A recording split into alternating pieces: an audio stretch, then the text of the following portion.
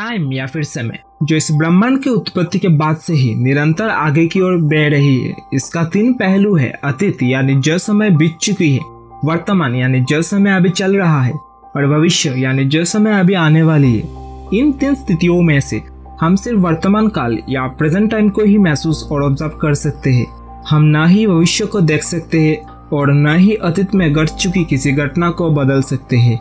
लेकिन क्या होगा अगर हम समय के इन बैरियर को पार कर समय में आगे और पीछे झांक सके? क्या विज्ञान में ऐसा कोई तरीका या फिर सिद्धांत है जो हमें समय में आगे या फिर पीछे यात्रा करा सके? तो आज के इस वीडियो में हम समय यात्रा यानी टाइम ट्रेवल और इसके पीछे की साइंस को जानेंगे। और वीडियो शुरू करने से पहले आपसे एक रिक्वेस्ट है कि आप प्लीज इस चैनल को सब्सक्राइब करें ताकि हम आगे भी ऐसी वीडियोस आपके लिए लाते रहें।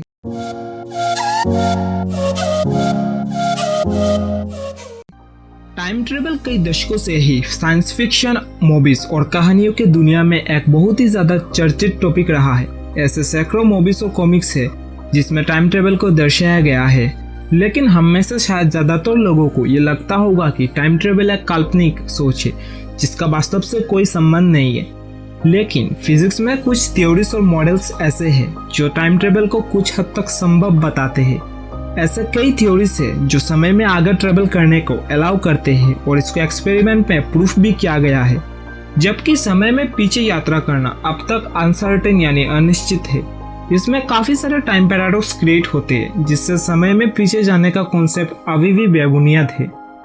तो करीब 100 साल पहले एक फेमस साइंटिस्ट एल्बर्ट आइंस्टाइन ने समय कैसे काम करता है इसके ऊपर एक थ्योरी पब्लिश किए थे जिसे थ्योरी ऑफ रिलेटिविटी के नाम से जाना जाता है।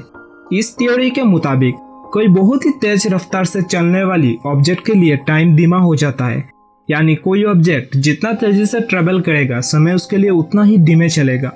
और इसको एक्सपेरिमेंट में भी सही पाया गया है। फॉर एग्जाम्पल, इसके ऊपर एक एक्सपेरिमेंट परफॉर्म किया गया था जिसमें 2 क्लॉक्स को ठीक सेम टाइम पे सेट किया गया।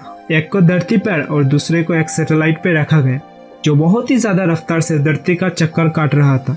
और बाद में ऐसा पाया गया है कि जो घड़ी सैटेलाइट पे है वो धरती पे रहने वाली घड़ी के मुकाबले धीमे चल रही है, यानी सैटेलाइट में रहने वाली घड़ी के लिए समय धीमे चल रही है।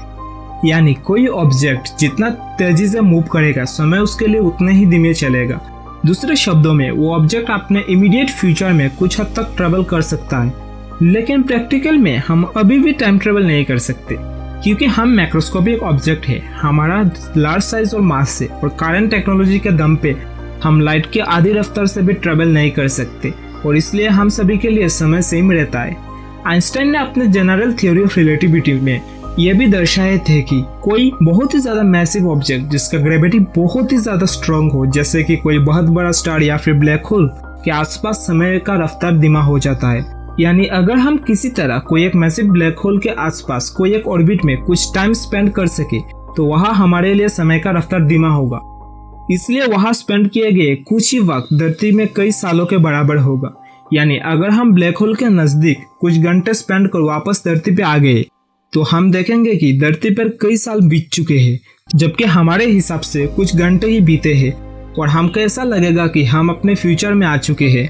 लेकिन इसमें भी बहुत सारे मुश्किलें हैं क्योंकि पृथ्वी का सबसे नजदीक का ब्लैक होल यूनिकॉर्न जो हमसे करीब 1500 लाइट ईयर्स की दूरी पर है और प्रेजेंट टेक्नोलॉजी के दम पर वहां तक पहुंचना हमारे लिए नामुमकिन है। और अगर मान लो कि किसी तरह हम वहां पे पहुंच भी गए तो ब्लैक होल के फोर्स फील्ड पे आते ही उसके ट्रिमेंडस अट्रैक्टिव फोर्स हमारे स्पेस शटल के सैकड़ों टुकड़े कर अपने में समा लेगी। और प्रेजेंट टाइम में हमारे पास ऐसा कोई टेक्नोलॉजी नहीं है जिससे ब्लैक होल के अट्रैक्शन को बैलेंस कर हम उसे ऑर्बिट कर सके। और एक मेथड जिससे हम टाइम ट्रेवल के साथ साथ टेलीपोर्टेशन भी कर सकते हैं वो है वार्म होल। तो अगर आपको वार्म होल के द्वारा किस तरह टेलीपोर्टेशन किया जा सकता है यह जानना है तो इस पर ऑलरेडी एक वीडियो इस चैनल पे है, आप ऊपर दिए गए आई बटन पे क्लिक कर उसे देख सकते हो। तो वार्म होल के द्वारा भी टाइम ट्रेवल किया जा सकता है, लेकिन यह भी एक थियोरेटिकल मॉडल है और अब तक हमने कोई वार्म होल रियल में डिटेक्ट नहीं किए हैं।